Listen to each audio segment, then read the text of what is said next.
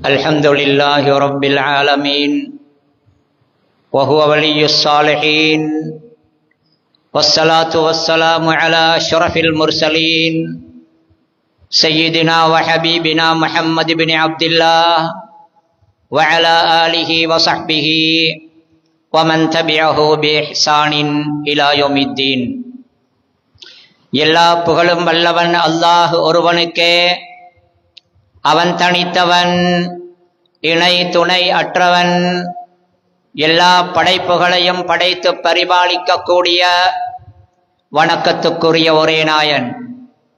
ஸலவாத்தும் ஸலாமும் இறுதி தூதர் அவர்கள் மீதும் அவர்களது குடும்பத்தார், தோழர்கள், கியாம நாள் வரை அன்னாரை பின்பற்றி நடக்கக்கூடிய முஸ்லிமான முஃமினான ஆண் பெண்கள் அனைவர் பேரிலும் உண்டாவதாக. ஜும்ஆ கடமைக்காக வந்திருக்கும் அல்லாஹுவின் நல்லடியார்களே, எமது வாழ்க்கையில் எல்லா நேரங்களிலும் எல்லா இடங்களிலும் வல்ல அல்லாஹுவை பயந்தே அவனது தண்டனைகளிலிருந்து தப்பித்துக் கொள்ளும் வகையில் நாம் நடந்து கொள்வோமாக. எமது வாழ்க்கையை தக்குவாவின் அடிப்படையில் அமைத்துக் கொள்ள எல்லாம் வல்ல அல்லாஹ் எனக்கும் உங்களுக்கும் அருள் புரிவானாக. அன்பிற்குரிய இஸ்லாமிய சகோதரர்களே, அருமை நபி ஸல்லல்லாஹு அலைஹி வஸல்லம் அவர்கள் ஜும்மாவுக்காக ஹுத்பா உரைகளை நிகழ்த்தும் பொழுது சில நேரங்களில் அல் குர்ஆனின் சில சூறாக்களை முழுமையாகவே ஓதி அது பற்றி மக்களுக்கு தெளிவுபடுத்தக்கூடியவர்களாக இருந்திருக்கின்றார்கள். பல தலைப்புகளில் பல விடயங்களை நாங்கள் பேசினாலும், வேறு வேறு அடிப்படைகளில் நாங்கள் ஆய்வு செய்தாலும், படிப்பது, தேடுவது, விளக்கம் எடுப்பது என்பதில் மிக முக்கியமானது அல் குர்ஆனிலிருந்து நேரடியாக விளக்கங்களை பெறுவது, குர்ஆனை புரிவது. மதிப்புக்குரியவர்களே, அந்த அடிப்படையிலே இன்றைக்கு நாம் ஒரு சூறாவை பற்றிய விளக்கத்தை, அது தன்னிலே அடக்கி இருக்கக்கூடிய அருமையான ஈமானிய தத்துவங்களை, வாழ்க்கை பாடங்களை பற்றி சில விடயங்களை இங்கு நாங்கள் சுருக்கமாக பார்ப்போம். அந்த சூரா புனிதமான இந்த குர்ஆனின் மிக ஆரம்பத்தில் முதலாவதாக இறக்கப்பட்ட ஆயத்துகள் அந்த சூறாவிலே இருக்கின்றன. அந்த சூறாவின் முதல் 5 வசனங்கள் தான் முதலாக ஹிரா குகையில் வைத்து நபிகளாருக்கு ஜிப்ரீல் அலைஹிஸ்ஸலாம் அவர்கள் மூலமாக கொண்டு வந்து கொடுக்கப்பட்டது. இந்த உம்மத்துக்கான நேர்வழிக்காக, உலக மக்களுக்கான விமோசனத்துக்காக வர ஆரம்பித்த வஹிக்கு வானத்துடன் பூமிக்கு ஏற்பட்ட முதல் தொடர்பு அதுதான். அந்த 5 வசனங்களை உள்ளடக்கிய சூரா. இன்னும் சிலரின் கருத்துப்படிக்கு அந்த சூரா முழுவதுமே முதலாவதாக இறங்கிய ஒரு அத்தியாயம் என்று கூட சில சஹாபாக்கள் கருத்து சொல்லி இருக்கின்றார்கள். மதிப்புக்குரிய சகோதரர்களே, அதுதான் இக்ரா பிஸ்மி ரப்பிக என்று சஹாபாக்களால் சொல்லப்பட்ட சூரா, அல்லது சுருக்கமாக அல் அலக் அல்லது இக்ரா அல்லது அல் கலம், இப்படி பல பெயர்களில் அந்த அத்தியாயம் அழைக்கப்படுகின்றது. இந்த வார்த்தைகள் எல்லாமே அந்த சூறாவில் வரக்கூடிய வார்த்தைகளாகும். மதிப்புக்குரிய சகோதரர்களே, உலகத்திலே எந்த ஒரு கோட்பாடாக, எந்த ஒரு கொள்கையாக இருந்தாலும் கூட அந்த கொள்கை பற்றிய விஞ்ஞாபனம் அல்லது அதற்கான வழிகாட்டல், அதற்கான சட்டக்கோவையின் ஆரம்ப வரிகள், ஆரம்ப பகுதிகள் எப்பொழுதுமே மிக அர்த்தம் உள்ளதாக, மிக முக்கியமானதாகத்தான் இருக்கும். அந்த அடிப்படையில் சிந்தித்தாலும் கூட இந்த குர்ஆன் இது சாதாரண ஒரு கோட்பாடோ அல்லது சாதாரண ஒரு அரசியல் கொள்கையோ அல்ல. முழு உலகத்துக்குமே முழுமையான வழிகாட்டியாக வந்தது. அல்லாவின் வஹியின் 2 பகுதிகளாகிய குர்ஆன், சுன்னா, அந்த 2இல் முதன்மையானதும் மிக முக்கியமானதுமான அந்த வஹி தான் இந்த குர்ஆனாக இருந்து கொண்டிருக்கின்றது. உலகத்திலே மிக பெரிய மாற்றத்தை ஏற்படுத்திய, மிக பெரிய சீர்திருத்தத்தை செய்த இந்த புனிதமான குர்ஆனின் ஆரம்ப வரிகள் அடங்கிய இந்த சூறாவை பற்றி நாம் நிறையவே படிக்க வேண்டி இருக்கின்றது. மதிப்புக்குரிய சகோதரர்களே, சூரத்துல் அலக் என்று சொல்லப்படும் இந்த சூரா மக்கியா, அதாவது மக்கியா அத்தியாயம் என்று அதிலே அது வகுக்கப்படுகின்றது. குர்ஆனில் இருக்கக்கூடிய எல்லா சூறாக்களையும் இரண்டாக பிரிப்பார்கள், மக்கியா மதனியா என்று. மக்கியா சூறாக்கள் என்றால் ஹிஜ்ரத்துக்கு முன்னால் நபி அவர்கள் மக்காவில் வாழ்ந்த காலத்திலே இறக்கப்பட்ட சூறாக்கள் அல்லது வசனங்கள்.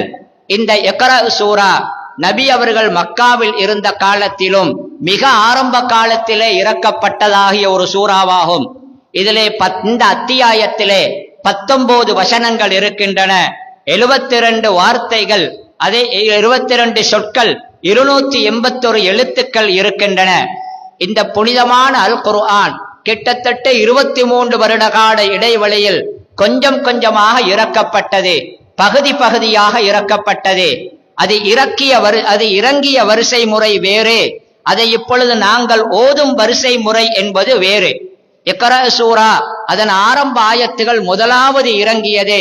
ஆனால் நாம் ஓதக்கூடிய இந்த வரிசை முறையிலே 114 சூறாக்களில் இது 96வது அத்தியாயமாக இருக்கின்றது. இன்றே நாங்கள் இந்த வரிசைப்படி ஓதக்கூடிய இந்த சூறாக்களின் வரிசை முறை கூட நபி ஸல்லல்லாஹு அலைஹி வஸல்லம் அவர்கள் வஹியின் மூலமாக எங்களுக்கு காட்டி தந்த ஒன்று என்பதையும் நாங்கள் தெரிந்து கொள்ள வேண்டும்.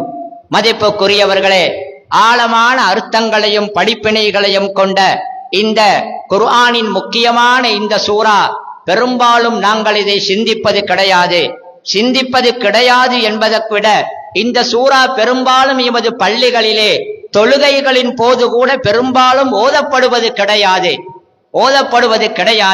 மதிப்புக்குரியவர்களே, இந்த சூராவுடைய ஆரம்ப 5 ஆயத்துகள் உலகத்துக்கே வஹி வந்த குர்ஆனுடைய முதலாவது இறங்கிய 5 ஆயத்துகள். அல்லாஹ் அதிலே என்ன சொல்லுகிறான்? இக்ரா பிஸ்மி ரப்பிக்கல் லதீ ஹலக் ஹலக்கல் இன்சான மின் அலக் இக்ரா வ ரப்புக்கல் அக்ரம் அல்லதீ அல்லம பில் கலம் அல்லமல் இன்சான மா லம் யஅலம். உம்முடைய இரட்சகனின் சங்கையான பெயரை கொண்டு நீர் ஓதுவீராக. அவன் எத்தகையவன் என்றால் படைப்புகள் அனைத்தையும் படைத்தான். மனிதனை ஒட்டிக்கொண்டிருக்கும் இரத்த கட்டியிலிருந்து அவன் படைத்தான். நீர் ஓதுவீராக. மேலும் உமது இரட்சகன் மிக்க சங்கையானவன். அவன் எத்தகையவன் என்றால் எழுதுகோலை கொண்டு கற்றுக் கொடுத்தான். மனிதனுக்கு அவன் அறியாதவற்றை எல்லாம் அல்லாஹ்வாகிய அவன் கற்றுக் கொடுத்தான் என்று இந்த 5 வசனங்களில் அல்லாஹ் சொல்லுகின்றான். மதிப்புக்குரிய சகோதரர்களே, ஆரம்ப இந்த 5 வசனங்களை நீங்கள் பாருங்கள். இதிலே இக்ரா ஓதுதல் என்ற கிராஅத்து, படிக்குதல் என்ற கிராஅத்து சம்பந்தப்பட்ட சொல் இருக்கின்றது. அல்லம என்று அல்லாஹ் சொல்லுகின்றான். தஅலீம் என்ற கற்பித்தலுடைய சொல்லின் சம்பந்தம் இருக்கின்றது. அல் கலம் எழுதுகோல், பேனை என்ற எழுதுகோல் என்பதும் அங்கு வந்திருக்கின்றது. எனவே ஓதுதல், கற்பித்தல், எழுதுகோல் இவை எல்லாமே கல்வியுடன் படிப்புடன் சம்பந்தப்பட்டவைகள். பொதுவாகவே ஆச்சரியம் என்ன தெரியுமா?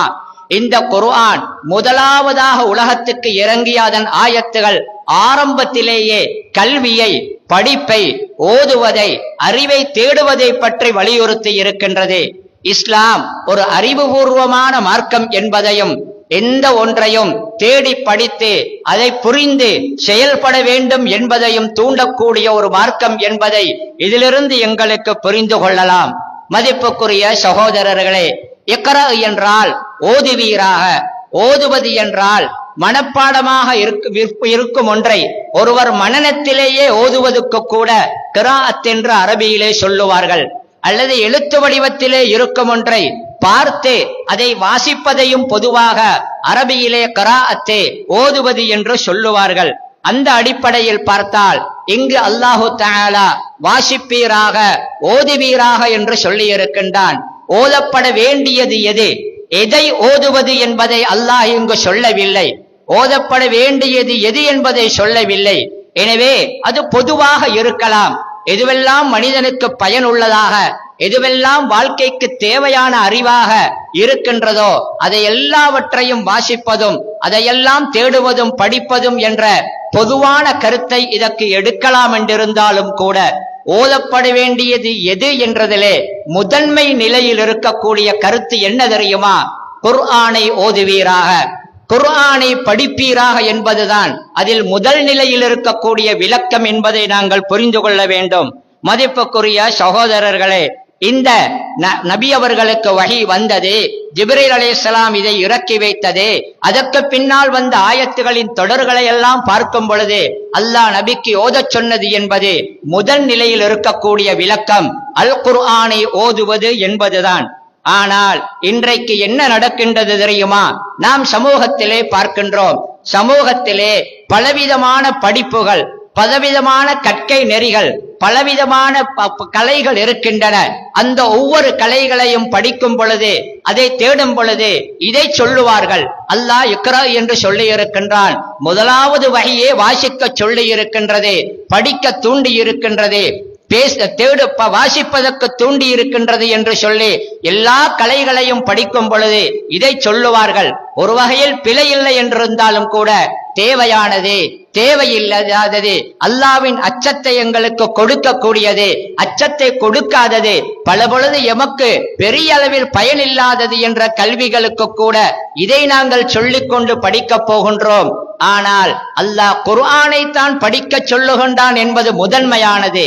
ஆனால் அதை நாங்கள் பெரும்பாலும் அமுல்படுத்தாமல் இருக்கின்றோம்.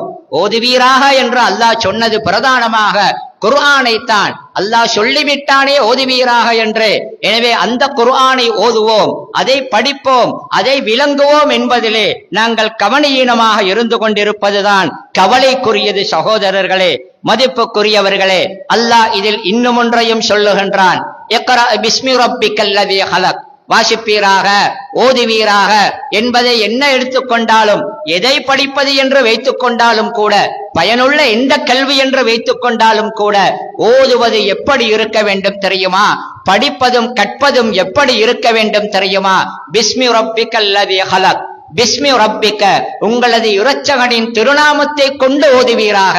எனவே நாம் எதை படித்தாலும், எதை வாசித்தாலும், எந்த கண்டுபிடிப்புகள், எந்த தேடல், எந்த ஆய்வாக இருந்தாலும் அது அல்லாஹுவின் ஞாபகத்துடனாக இருக்க வேண்டும். அல்லாஹுடைய ஞாபகத்துடன், ஈமானிய உணர்வுடனாக இருக்க வேண்டும். இந்த கல்வி இன்றைக்கு எனக்கு நாளைக்கு மறுமையிலும் பயனுள்ளதாக அமையுமா என்ற எண்ணத்துடன் இருக்க வேண்டும். எனவே எமது தேடல், எமது படிப்பு, எமது கல்வி, எமது ஆய்வு எல்லாமே பிஸ்மி ரப்பிக்க, அல்லாஹுடைய திருநாமத்துடன் சம்பந்தப்பட வேண்டும். அது அல்லாஹுவை ஞாபகப்படுத்த கூடியதாக, ஈமானிய உணர்வுடன் இருக்கக்கூடிய அறிவாக இருக்க வேண்டும். இன்றைக்கு நாங்கள் மேற்கத்திய உலகத்தை பார்க்கின்றோம் தானே, அறிவியலிலே எவ்வளவு பெரிய முன்னேற்றம், எத்தனை கண்டுபிடிப்புகள், எத்தனை முன்னேற்றங்கள். ஆனால் அல்லாஹுடைய ஞாபகத்துடன் அந்த கல்வி இல்லை. நாளைக்கு மறுமையிலே இது உதவுமா இல்லையா என்ற யோசனை இல்லை. அவர்களது பணத்தையும் அவர்களது செல்வாக்கையும் அதிகரித்துக் கொள்வதற்கு, அடுத்த சமூகங்களை தமது கட்டுப்பாட்டிலே வைத்துக் கொள்வதற்கென்று ஆயுதங்களையும் இன்னும் பலதையும் கண்டபடி கண்டுபிடிக்கின்றார்கள், தேடுகின்றார்கள். அங்கே ஈமானிய உணர்வு இல்லை, இஸ்லாமிய உணர்வு இல்லை, அல்லாஹுவை பற்றிய ஞாபகம் இல்லை. அதனால் அந்த கல்வி இருக்கக்கூடியவர்கள் எந்த அளவுக்கு மோசமான நிலைக்கு போயிருக்கின்றார்கள் என்பதை நான் சொல்லித்தான் நீங்கள் தெரிய வேண்டும் என்று இல்லை. எனவே பிஸ்மி ரப்பிக்க, அல்லாஹுவை கொண்டாக இருக்க வேண்டும். மதிப்புக்குரிய சகோதரர்களே, அடுத்ததாக அல்லாஹு தஆலா சொல்லுகின்றான் அல்லாஹுவை பற்றி, ஹலக்கல் இன்சான, அல்லாஹ் இப்படி சொல்லுகின்றான் என்றால், அல்லதி ஹலக ஹலக்கல் இன்சான மின் அலக், இக்ரா வரப்புக்கல் அக்ரம் அல்லதி அல்லம பில் கலம் என்று அல்லாஹ் சொல்லுகின்றான். இதிலே அல்லாஹு தஆலா சொல்லுகின்றான், எப்படிப்பட்ட உங்களுடைய நாயன் என்றிருந்தால் அவன் படைத்தவன் என்று அல்லாஹ் சொல்லுகின்றான். அடுத்ததாக இன்னும் ஒன்றை சொல்லுகின்றான், மனிதனை இரத்த கட்டியிலிருந்து படைத்ததாக சொல்லுகின்றான்.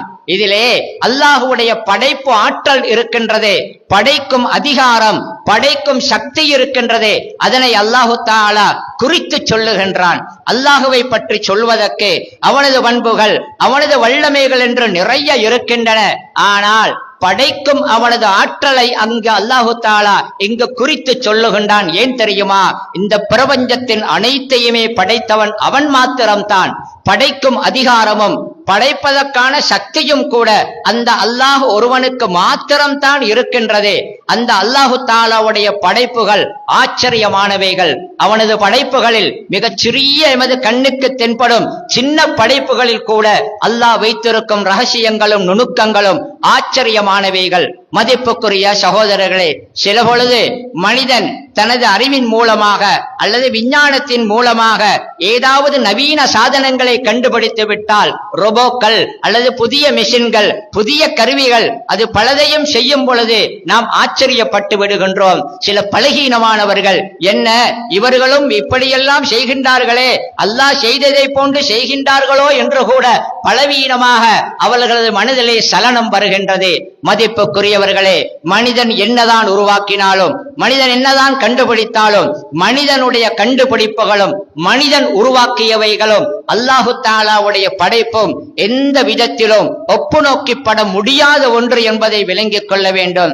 அல்லாஹுவின் படைப்புகள் என்பது ஆச்சரியமான விடயங்களை உள்ளடக்கியதாக இருக்கின்றது. அல்லாஹ் அல் குர்ஆனிலே பஊதா என்ற நுளம்பை பற்றி சொல்லுகின்றான். அவனது படைப்பு கொசுவை பற்றி சொல்லுகின்றான். சாதாரண ஒரு படைப்பு தான். நாம் சாதாரணமாகவே ஒருவரை பார்த்து சொல்லுவோம், கொசுவை நசுக்குவதை போன்று நசுக்கி விடுவோம் என்று சொல்லுவோம். ஒரு குழந்தையின் கையினால் இலேசாக நசுக்கப்பட்டாலும் கூட கொசு இறந்து போய்விடும். அந்த அளவுக்கு பலகீனமானதுதான். ஆனால் அதற்குள் அல்லாஹ் வைத்திருக்கும் ரகசியங்கள் இருக்கின்றதே, அதை அல்லாஹ் படைத்திருக்கும் அந்த உருவ கட்டமைப்பு இருக்கின்றதே, ஆச்சரியம். மனிதனினால் நினைத்து பார்க்கவும் முடியாது. விஞ்ஞானம் அதை ஆய்வு செய்கின்றது. ஒரு நுளம்பு இருக்கின்றது. அந்த நுளம்புடைய ஆச்சரிய அமைப்பு எப்படி தெரியுமா? அதனுடைய தலையிலே 100 கண்கள் இருக்கின்றன. அதனுடைய வாயிலே 48 பல்லுகள் இருக்கின்றன. அதற்கு 6 கால்கள், 2 இறகுகள். அந்த சின்ன கொசுக்குள்ளே 3 இதயங்களை அல்லாஹ் வைத்திருக்கின்றான் என்றிருந்தால் அல்லாஹுடைய படைப்பு எவ்வளவு ஆச்சரியமானது சகோதரர்களே. மனிதனினால் உருவாக்கப்படுபவைகள் கூட அதே அல்லாஹ் மனிதனுக்கு கொடுத்த அறிவின் மூலமாகத்தான் மனிதன் உருவாக்கின்றான். எனவே மனிதனின் கண்டுபிடிப்புகள் கூட அல்லாஹுவின் வல்லமையைத்தான் எமக்கு காட்டுகின்றன. எவ்வளவு மகத்தானவன் இந்த மனிதனுக்கு! மிகவுமே பலகீனமான நிலைமையில் இருந்த இந்த மனிதனுக்கு இப்படியெல்லாம் கொடுத்து கண்டுபிடிக்க வைத்த நாயன் எவ்வளவு பெரியவன் என்ற அந்த புதினத்தை பார்க்கலாம். அல்லாஹ் ரப்புக்கல் அக்ரம் என்று சொல்லுகின்றான். எல்லாவற்றையும் படைத்த, எல்லாவற்றையும் படைப்பதற்குள்ள அதிகாரமுள்ள அந்த அல்லாஹ் அக்ரம், அவன் மிகப்பெரிய தயாளன். அவன் படைத்த படைப்புகளா இருந்தாலும் கூட அவைகளுக்கு அவன் எவ்வளவு கருணை காட்டுகின்றான். அவைகளுக்காக, எங்களுக்காக எத்தனை ஏற்பாடுகளை அல்லாஹ் செய்து வைத்திருக்கின்றான். மதிப்புக்குரியவர்களே, அல்லாஹ் இதில் இன்னும் ஒன்றை சொல்லுகின்றான். ஹலக்கல் இன்சான மின் அலக் என்று அல்லாஹ் சொல்லுகின்றான். மனிதனை அல்லாஹு தஆலா எங்கிருந்து படைத்தான் தெரியுமா? அலக் என்றால் என்ன தெரியுமா? இரத்த கட்டி. எமது விரலின் நுனி அளவுக்கு இருந்த சின்ன ஒரு இரத்த கட்டியாகத்தான் நாம் எல்லோரும் தாயின் கருவறையிலே இருந்தோம். ஒரு ஆணின் விந்தணுவும் ஒரு பெண்ணுடைய கருமுட்டையும் இணைந்து கருவிலே ஒரு சிசு உருவாகியதன் ஆரம்ப முதல் கட்டம் என்ன தெரியுமா? அது ஒரு இரத்த கட்டியாக இருப்பது. அதுவும் எப்படி தெரியுமா?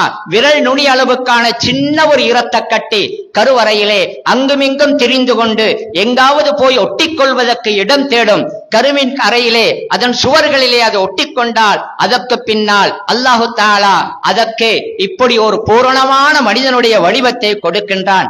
அந்த ஒரு சாதாரண இரத்த கட்டி, ஒரு விதத்தில் சொன்னால் இழிவான, அது அருவருப்பான ஒரு நிலைமையும் கூட மிக ஆரம்பம். அப்படி இருந்த இந்த மனிதனுக்கு அல்லாஹ் சதையை கொடுத்து, நரம்பை கொடுத்து, முட்களை கொடுத்து, மூளையை கொடுத்து, தான் சொல்லும் விடயங்களை எல்லாம் விளங்கும் அந்த அறிவை கொடுத்து எவ்வளவு அழகான, எவ்வளவு மதிப்பான ஒரு படைப்பாக கொண்டு வந்து விட்டான். அல்லாஹ் எவ்வளவு மகத்தானவன் சகோதரர்களே.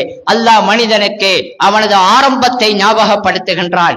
பல பொழுது இந்த மனிதன் தனது ஆரம்பத்தை மறந்து விடுகின்றான். இப்படியெல்லாம் ஒரு அருவருப்பான நிலைமையில், இப்படியெல்லாம் மிக அணுபோன்ற ஒரு சின்ன நிலைமையில் இருந்தவனுக்கு எல்லாமே அல்லாஹ் கொடுத்திருக்க அந்த மனிதன் அல்லாஹுவை மறந்து விடுகின்றான். அல்லாஹ் சொல்லுகின்றான், ஆரம்பத்தை மறக்க கூடாது. அல்லாஹு தஆலா அவன் நபிமார்களை அனுப்பி சத்தியத்தை சொன்ன பொழுது சில பேர் அகங்காரத்தனமாக அதற்கு எதிராக குதர்க்கம் புரிந்தார்கள், தர்க்கம் புரிந்தார்கள். அல்லாஹ் அவர்களுக்கு என்ன சொல்லுகின்றான் தெரியுமா?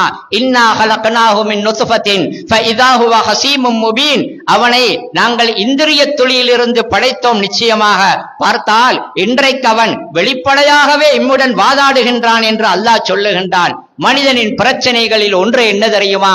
பழசை மறந்து விடுவது, ஆரம்பத்தை மறந்து விடுவது. எம்மில் பலருக்கு கூட அந்த பிரச்சனை இருக்கின்றது. ஆரம்பத்தில் நான் எப்படி இருந்தேன் என்பதை மறந்து திடீரென்று பணம் வந்துவிட்டால், பதவி வந்துவிட்டால், அதிகாரம் வந்துவிட்டால் பலதை மறந்து விடுகின்றார்கள், பழையதை மறந்து விடுகின்றார்கள். அல்லாஹ் அதை சொல்லுகின்றான். மதிப்புக்குரிய சகோதரர்களே, தொடர்ந்து அல்லாஹு தஆலா அடுத்ததாக சொல்லுகிறான், கல்லா இன்னல் இன்சான லயத்கா அர்ராஹு இஸ்தக்னா இன்ன இலா ரப்பிக ருஜுஆ. அல்லாஹ் சொல்லுகின்றான், மனிதன் அவனை படைத்த அல்லாஹுவின் அருட்கொடைகளுக்கு நன்றி செய்கின்றானா? இல்லை. நிச்சயமாக மனிதன் வரம்பு மீறுகின்றான், எல்லை மீறுகின்றான். அவன் தன்னை தேவையற்றவன் என்று கருதியதன் காரணமாக அவன் எல்லை மீறுகிறான். நிச்சயமாக உமது இரட்சகனின் பக்கமே அவன் மீள வேண்டி இருக்கின்றது என்று அல்லாஹ் சொல்லுகின்றான். மனிதர்களில் ஒரு சாராரை பற்றி அவன் சொல்லுகின்றான். அவர்கள் எப்படிப்பட்டவர்கள் தெரியுமா? அல்லாஹு தஆலா இப்படியெல்லாம் இவர்களுக்கு படைத்து கொடுத்து எல்லாம் செய்திருக்க அவர்கள் எல்லை மீறுகிறார்கள், வரம்பு மீறுகிறார்கள், அல்லாஹ்வுடைய மார்க்கத்தில் எல்லை மீறுகிறார்கள், பண்பாடுகளிலே ஒழுக்கங்களிலே எல்லை மீறுகிறார்கள், அடுத்தவர்களுக்கான உரிமைகளை பேணுவதிலே எல்லை மீறுகிறார்கள், ஆணவத்தனமாக பெருமைத்தனமாக நடக்கின்றார்கள். என்ன காரணம் தெரியுமா? அர்ராஹு இஸ்தக்னா, மற்றவர்கள் எனக்கு தேவையில்லை, என்னால் எதையெல்லாம் எல்லாவற்றையும் செய்து முடிக்கலாம் என்ற எண்ணம் வரும் பொழுது பெரும்பாலும் மனிதனிடம் ஆணவம் வருகின்றது. மற்றவரை மதிக்காமல் இருந்து விடுகின்றான், மற்றவர்களை அவர்களுடைய ஹக்குகளை கொடுக்காமல் விட்டு விடுகின்றான். அல்லாஹு தஆலா அதை சொல்லுகின்றான். தனக்கு படிப்பு வந்ததன் பின்னால் படிப்பு இருக்கின்றது என்ற அந்த தைரியத்திலே, படிப்புக்காக விளக்கத்துக்காக நான் யாரையும் தேட தேவையில்லை என்ற தைரியத்திலே படிக்காதவர்களை அசிங்கப்படுத்தி கேவலைப்படுத்தக்கூடிய மதிக்காத நிலைமை வருகின்றது. பணம் தன்னிடத்திலே வந்து பணத்துக்காக நான் யாரிடமும் கையேந்த தேவையில்லை என்ற அந்த எண்ணம் வரும் பொழுது அதுவே கர்வமாக மாறி ஏழைகளை நசுக்கக்கூடிய, ஏழைகளை அவமானப்படுத்தக்கூடிய நிலைமைக்கு போய்விடுகின்றான். பதவிகள், பட்டங்கள், அதிகாரங்கள் வரும் பொழுது கூட அந்த நிலைமை வந்து விடுகின்றது தானே. மதிப்புக்குரிய சகோதரர்களே, நாங்கள் அண்மையிலே எமது நாட்டில் பிரதானமான 2 தேர்தல்களை முடித்துவிட்டு இப்பொழுது இருக்கின்றோம். தேர்தல் காலத்திலே நாங்கள் பொதுவாக ஆட்சிகளை பற்றி பேசுவோம், நீதி நியாயங்களை பற்றி, நலவு கெடுதிகளை பற்றி, ஊழலை பற்றி, நல்லாட்சியை பற்றி எல்லாம் பேசுவோம். அந்த ஆட்சியின் தலைவர்களை பற்றி, விளம்பரப்படுத்தக்கூடிய வேட்பாளர்களை பற்றியெல்லாம் நிறைய பேசுவோம். அவர்களினால் அது நடக்கும் இது நடக்கும் என்றெல்லாம் சொல்லுவோம். அது அடிப்படையில் பிழையல்ல சகோதரர்களே. பேச வேண்டிய தலைப்புத்தான். அதிகமாக அதை பற்றி பேசக்கூடிய நாங்கள், ஒரு ஆட்சி இருக்கின்றது. எந்த ஆட்சி தெரியுமா? அது என்றைக்குமே தோற்காத ஆட்சி. அந்த ஆட்சியின் அதிகாரத்துக்கு எல்லையே கிடையாது. அந்த ஆட்சியுடைய தீர்மானங்கள் எல்லாமே நீதமானது. அதில் ஊழல் கிடையாது, அதில் அநீதம் கிடையாது. அந்த ஆட்சியில் எடுக்கப்படக்கூடிய முடிவுகளை யாரினாலுமே மாற்ற முடியாது. அந்த ஆட்சிக்குரியவன் அல்லாஹ். அந்த அல்லாஹ்வை பெரும்பாலும் நாங்கள் மறந்து விடுகிறோம். என்னதான் இதை பேசினாலும், என்னதான் இதிலே ஒரு நம்பிக்கை எதிர்பார்ப்பு இருந்தாலும் கூட அடிப்படையில் எமது நம்பிக்கை எதிர்பார்ப்பெல்லாம் அல்லாஹுவின் மீதுதான் இருக்க வேண்டும். அவனை பற்றி நிறைய பேச வேண்டும். அவனை எமக்கு அறிமுகப்படுத்திய நபிமார்களை பற்றி நாங்கள் நிறைய பேச வேண்டும். அடுத்ததாக ஒரு தேர்தல் முடிந்திருக்கின்றது. தேர்தல் முடிந்த கையோடு சில பேர் எதிர்பார்த்த, அவர்கள் ஆதரவு வழங்கிய, அவர்கள் சேவை புரிந்த ஒரு கட்சி ஆட்சிக்கு வந்துவிட்டால் எமக்கு பதவி வந்துவிட்டது, எமது கட்சி வந்துவிட்டது, எமது ஆள் வந்துவிட்டார் என்ற அந்த எண்ணம் பெருமையை ஒரு நாளுமே கொண்டு வரக்கூடாது. இதற்கு பின்னால் யாரும் எமக்கு தேவையில்லை, நாம எம்மை பார்த்துக் கொள்ளலாம் என்பதை போன்ற எண்ணம், அந்த எண்ணத்திலே அடுத்தவர்களை ஏளனப்படுத்துவதோ அடுத்தவர்களை நசுக்குவதோ அது ஒரு நாளும் கூடாது. மற்றவர்கள் தேவையில்லை என்று வரும் பொழுது மனிதன் பெரும்பாலும் வழி தவறி விடுகின்றான். அப்படி என்னால் எல்லாம் முடியும், யாரும் எனக்கு தேவையில்லை என்று ஆணவமாக நடக்கின்றான் என்று சொல்லிவிட்டு அல்லாஹ் முக்கியமான ஒரு உண்மையை அங்கு சொல்லுகின்றான். இன்ன இலா ரப்பிக்க ருஜ்ஆ, நிச்சயமாக உமது இரட்சகனின் பக்கம் தான் மீளுவது இருக்கின்றது. என்னதான் இங்கே தான் தோன்றி தடமாக அப்படி துள்ளி குதித்தாலும் என்னதான் செய்தாலும் கூட திரும்பி போக வேண்டிய இடம் இருக்கின்றது. அதுதான் அல்லாஹ்விடம் போக வேண்டும். எல்லோருமே போக வேண்டும். போகாமல் இங்கு நிற்கவும் முடியாது, அவனிடம் போகாமல் வேறு எங்கும் போகவும் முடியாது. அல்லாஹ் என் பக்கம் மீண்டு வரவே வேண்டும் என்பதை குர்ஆனின் பல இடங்களில் ஞாபகப்படுத்துகிறான். குறிப்பாக அல்லாஹ்வை மறந்தவர்களுக்கு, குறிப்பாக ஆணவத்தனமாக இருப்பவர்களுக்கு அல்லாஹ் சொல்லுகின்றான், என்னிடத்தில் நீங்கள் வந்தே தீர வேண்டும் என்று அல்லாஹ் சொல்லுகின்றான். தொடர்ந்து அல்லாஹ் சொல்லுகின்றான், அரஐத்தல்லதி யன்ஹா அபுதன் இதா ஸல்லா அரஐத இன் கான அலல் ஹுதா அவ் அமர பித்தக்வா அரஐத இன் கذب வதவல்லா அலம் யஅலம் பிஅன்னல்லாஹ யரா. ஓர் அடியாரை அவர் தொழுது கொண்டிருக்கும் பொழுது தடுக்கின்றானே, அவனை நபியே நீர் பார்த்தீரா? அவர் நேர்வழியின் மீது இருந்தும் அல்லது அவர் பயபக்தியை கொண்டு ஏவுபவராக இருந்தும் அவரை தடுக்கின்றானே, அவரை நீ பார்த்தீரா? அவன் அவரை பொய்யாக்கி முகத்தையும் திருப்பிக் கொண்டான் என்பதை நீர் பார்த்தீரா? நிச்சயமாக அல்லாஹ் அவனை பார்க்கின்றான் என்பதை அவன் அறிந்து கொள்ளவில்லையா என்று அடுத்ததிலே அல்லாஹ் கேட்கின்றான். மதிப்புக்குரிய சகோதரர்களே, ஆணவத்தனமானவர்கள், சத்தியத்தை ஏற்றுக்கொள்ளாதவர்கள், அவர்களுடைய அடாவடித்தனங்களில் ஒன்று என்ன தெரியுமா? சத்தியத்தில் இருப்பவர்கள், உண்மையை நம்பியவர்கள் அந்த சத்தியத்தின்படி நடப்பதற்கு தடை விதிப்பார்கள். அதை நடக்க வேண்டாம் என்ற அதிகார துணியிலே அவர்களை மிரட்டுவார்கள். அது நடக்கும். அல்லாஹு தஆலா சொல்லுகின்றான், அரஐத்தல்லதி யன்ஹா அபுதன் இதா ஸல்லா, அல்லாஹுவை நம்பி மார்க்கத்தை நம்பி நேர்வழியில் போன ஒருவன் தொழுகின்றான் என்று சொல்லுங்கள், அவனை தொழவும் வேண்டாம் என்று தடுப்பான். ஆச்சரியம் என்று அல்லாஹ் சொல்லுகின்றான். அவனது தொழும் உரிமை இருக்கின்றதே, அந்த மனிதன் தனது கொள்கையை அவனுக்கு சொல்ல போகவில்லை, அவனை அந்த கொள்கைக்கு அழைக்கவில்லை, தானாக ஒரு இடத்திலிருந்து தனது நம்பிக்கையின்படி தொழுகின்றார் என்றிருந்தால் அந்த சாதாரண உரிமையை கூட கொடுக்க மாட்டார்கள். நீ தொழ வேண்டாம், பள்ளி கட்ட வேண்டாம், உனது மார்க்கப்படி அப்படி செய்ய வேண்டாம், இப்படி செய்ய வேண்டாம் என்று தடுப்பார்கள். அப்படி தடுப்பவர்களை நீங்கள் பார்க்கவில்லையா என்று அல்லாஹ் கேட்கின்றான். மதிப்புக்குரியவர்களே, இந்த உலகத்தில் இன்றைக்கு கூட பல இடங்களிலே முஸ்லிம்களுக்கு, அல்லாஹ்வை நம்பியவர்களுக்கு, நேர்வழியில் இருப்பவர்களுக்கு எத்தனை அநியாயங்கள் நடக்கின்றன, எத்தனை அடக்குமுறைகள் நடக்கின்றன, அதை நாங்கள் பார்க்கின்றோம் தானே. அல்லாஹ் அடுத்ததாக சொல்லுகின்றான், இப்படியெல்லாம் சத்தியத்தில் இருப்பவர்களுக்கு அதிகாரத்தை வைத்துக் கொண்டு அவர்களுக்கு அநியாயம் செய்யக்கூடியவர்கள் இருக்கின்றார்களே, கல்லால இல்லம் யன்தஹி லனஸ்பஅம் பின் நாசியா நாசியத்தின் காதிபத்தின் ஹாத்திஆ ஃபல்யதுஉ நாதியா சனதுஉ ஸபானியா என்று அல்லாஹு தஆலா அடுத்ததாக சொல்லுகின்றான். அல்லாஹ் சொல்லுகின்றான், அவன் இந்த செயலிலிருந்து விலகிக் கொள்ளாவிட்டால் நிச்சயமாக தவறு இழைத்து பொய்யுரைக்கும் அவனது முன்னட்டி உரோமத்தை நாங்கள் பிடித்து இழுப்போம் என்று அல்லாஹ் சொல்லுகின்றான். ஆகவே அந்த அநியாயக்காரன் தனது சபையோரை அவன் அழைக்கட்டும், நாம் அவனுக்கு தண்டனை கொடுக்க ஜபானியாக்களை அழைப்போம் என்று அல்லாஹ் சொல்லுகின்றான். ஒரு நாள் நபி ஸல்லல்லாஹு அலைஹி வஸல்லம் அவர்கள் ஆரம்ப கட்டம் மக்காவிலே கஅபாவுக்கு அருகிலே தொழுது கொண்டிருக்கின்றார்கள். அபூஜஹல் அந்த இடத்துக்கு வந்தான். நபி அவர்களை கடுமையாக கண்டித்தான். நபி அவர்களுடன் கடுமையாக பேசினான். என்ன, இந்த இடத்தில் வந்து தொழுகின்றாயே, இனிமேல் தொழ வேண்டாம் என்று அச்சுறுத்தினான். நபியும் அவனுடன் கொஞ்சம் கடுமையாக பேசினார்கள். ஏன் என்னை நீ தடுக்கின்றாய் என்று கேட்ட பொழுது அந்த இடத்திலே அபூஜஹல் நபியை பார்த்து சொன்னான், என்னை பார்த்தா எச்சரிக்கின்றாய், நான் யார் தெரியுமா?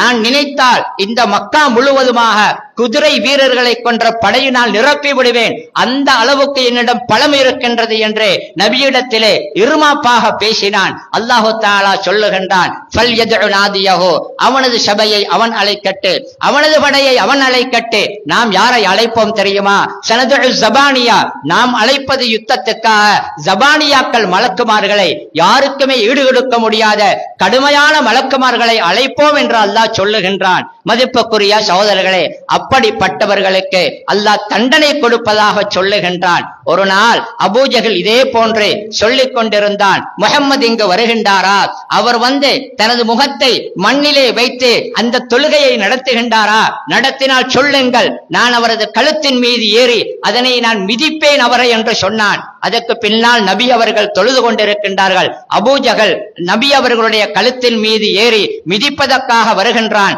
வந்தவன் திடீரென்று ஏதோ ஒன்று தன்னை தாக்க வருவதை போன்றும் அதிலிருந்து தன்னை காப்பாற்றிக் கொள்வதற்கு முனைவதை போன்றும் விளவெழுத்துக் கொண்டு பின்வாங்கினான். அவனை பார்த்துக் கொண்டிருந்த அவனது ஆட்கள் கேட்டார்கள், என்ன இப்படியெல்லாம் செய்வதாக சொல்லிவிட்டு நீ பின்வாங்கி பயந்து கொண்டு வருகின்றாயே என்று சொன்ன பொழுது அவன் சொன்னான், நான் அங்கு நெருங்கினேன், அந்த இடத்தில் ஒரு பெரிய நெருப்பு கிடங்கு, பெரிய இறக்கைகளை கொண்ட பொருட்களை கண்டேன், என்னை பொசுக்கி விடுவோ என்று பயந்தேன் என்று சொன்னான். நபி அவர்கள் சொன்னார்கள், அவன் என்னை மாத்திரம் நெருங்கி இருந்தால் அவனை துண்டு துண்டாக மலக்குமார்கள் அப்படியே துண்டு துண்டாக கிழித்திருப்பார்கள் என்று நபி அவர்கள் சொன்னார்கள். மதிப்புக்குரிய சகோதரர்களே, நாம் விளங்க வேண்டிய முக்கியமான ஒரு உண்மை இருக்கின்றது. என்ன தெரியுமா? என்றைக்குமே சத்தியத்துக்கும் அசத்தியத்துக்கும் இடையிலே ஒரு போர் அல்லது ஒரு மோதல் இருந்து கொண்டே இருக்கும். சத்தியத்தை எதிர்ப்பவர்கள் ஆணவத்தனமாக தடைகளையும் அச்சுறுத்தல்களையும் அவர்கள் சொல்லிக் கொண்டும் விடுத்துக் கொண்டுமே தான் இருப்பார்கள். ஆனால் அல்லாஹு தாலா அவர்களை என்றோ ஒரு நாள் தோற்கடிப்பான். அங்கு நடக்கும் சண்டை என்ன தெரியுமா? அந்த மோதல் யார் யாருக்கும் இடையில் தெரியுமா? இந்த பலகீனமான மனிதனின் சக்திக்கும் அல்லாஹுடைய சக்திக்கும் இடையில். அல்லாஹ் சொல்லுகின்றான், அவனது கூட்டத்தை அவன் அழைக்கட்டும், நாங்கள் ஜபானியாக்களை அழைப்போம் என்று சொல்லுகின்றான். அந்த அகங்காரக்காரனுக்கு தண்டனை கொடுப்பதை பற்றி சொல்லும் பொழுது லனஸ்பஹம் பின்னாசியா, அவனது முன்னட்டி ரோமம் இருக்கின்றது, நெற்றியின் மேல் பகுதியிலே தலையின் முன்பகுதியிலே முளைக்கும் அந்த முடிப்பகுதி, அதனால் பிடித்து அவனை கடுமையாக இழுப்போம் என்று அல்லாஹ் சொல்லுகின்றான். அந்த நாசியா என்ற முன்னட்டி ரோமத்தை பற்றி அதிபத்தின் ஹாத்தியா, அது பேசினால் பொய் சொல்லக்கூடிய, செய்தால் பிழை செய்யக்கூடிய முன்னட்டி ரோமம் என்று அல்லாஹ் சொல்லுகின்றான்.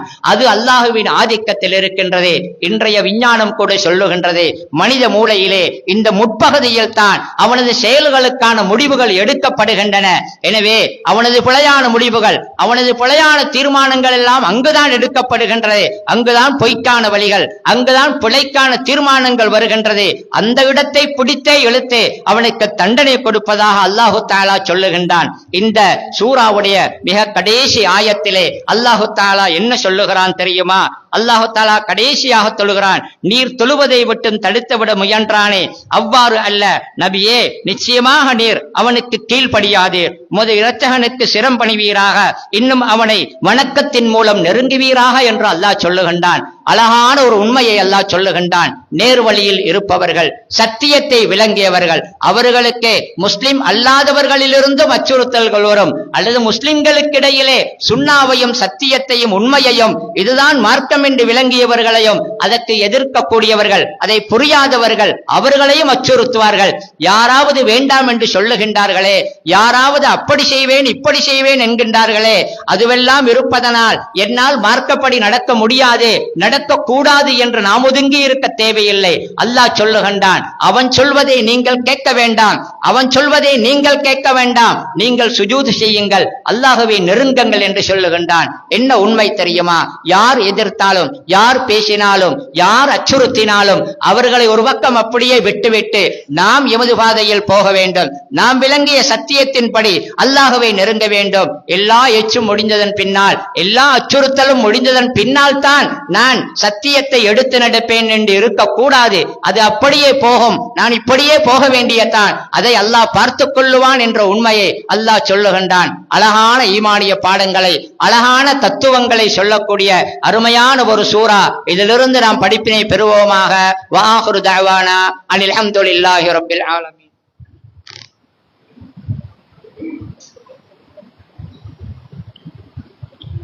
அல்ஹம்துலில்லாஹ் வஸ்ஸலாத்து வஸ்ஸலாமு அலா ரசூலில்லாஹ் வ அலா ஆலிஹி வ ஸஹ்பிஹி வ மன் தபிஅஹு பி இஹ்சானின் இலா யௌமித்தீன். மதிப்புக்குரிய சகோதரர்களே, இக்ரா சூராவுடைய 19வது கடைசி ஆயத்து இருக்கின்றதே, அந்த ஆயத்தை ஓதினால் சுஜூது திலாவா என்ற சில ஆயத்துகளை ஓதினால் செய்ய வேண்டிய சுஜூதுடைய இடம் இருக்கின்றது. குர்ஆனில் சில குறிப்பிட்ட இடங்களிலே சில ஆயத்துகளை ஓதி முடித்ததன் பின்னால் சுஜூது செய்வதை நபி ஸல்லல்லாஹு அலைஹி வஸல்லம் அவர்கள் காட்டி தந்திருக்கின்றார்கள். அதே கடமையானது அல்ல, அது சுன்னத்தான ஒன்று என்பதுதான் ஹதீஸ்கள் மூலமாக எங்களுக்கு புரியக்கூடியதாக இருக்கின்றது. எம்மில் பல பேர் இருக்கின்றார்கள், குர்ஆனை ஓதும் பொழுது சஜிதாவுடைய இடம் வந்தால் அந்த இடத்திலே அவசரமாக அதை தாமதிக்காமல் சஜிதாவை செய்து முடிக்காமல் சஜதா இல்லாமலேயே தொடர்ந்து ஓதிக்கொண்டு போவார்கள். சில பொழுது காரணம் அதற்கு சோம்பேறித்தனம். எலும்பி ஒரு சுஜூது செய்வதிலே அவர்களுக்கு உற்சாகம் இல்லாமல் இருப்பது. மதிப்புக்குரியவர்களே, சுஜூது திலாவா என்ற ஆயத்துகளை ஓதும் பொழுது செய்யக்கூடிய அந்த சுஜூது இருக்கின்றதே, அதற்கு சிறப்பு இருக்கின்றது. நபி அவர்கள் சொன்னார்கள், இதா கரா இப்னு ஆதம் அஸ்ஸஜ்தா ஃபஸஜத இஅ்தஸல ஷைத்தானு யப்கி ஷைத்தான் யப்கி யா வைலா உமிர இப்னு ஆதம் பிஸ்ஸுஜூதி ஃபஸஜத ஃபலஹுல் ஜன்னா வ உமிர்து பிஸ்ஸுஜூதி ஃபஅபைது ஃபலியன் நார் என்று சொல்லுவான். சஜிதாவுடைய ஆயத்தை ஓதி ஒரு மனிதன் சுஜூது செய்வான் என்றிருந்தால் அந்த இடத்திலிருந்து ஷைத்தான் அழுது கொண்டு ஓடுவான். எப்படி சொல்லிக் கொண்டு ஓடுவான் தெரியுமா? எனக்கு எவ்வளவு பெரிய நாசம்! அல்லாஹ் அவனது படைப்பாகிய மனிதனுக்கு சுஜூது செய்ய சொன்னான், அவன் சுஜூது செய்ய அவனுக்கு சுவர்க்கம் கிடைக்கின்றது. எனக்கும் அல்லாஹ் அதை சொன்னான், நான் முடியாது என்று சொன்ன எனக்கு நரகம் இருக்கின்றது என்று அழுது கொண்டு ஓடுவான். எனவே சஜிதா திலாவத்துடைய இடங்களிலே சுஜூது செய்வதற்கு நாங்கள் பழகிக் கொள்ள வேண்டும். சோம்பேறித்தனமாக சுஜூது செய்யாமல் இருக்கக்கூடாது. பல பொழுது எம்மில் பலருக்கு சஜதாவுடைய ஆயத்து வரும் பொழுது அந்த இடத்தில் சுஜூது செய்யாமல் இருப்பதற்கு இன்னும் ஒரு காரணம் இருக்கின்றது. என்ன தெரியுமா?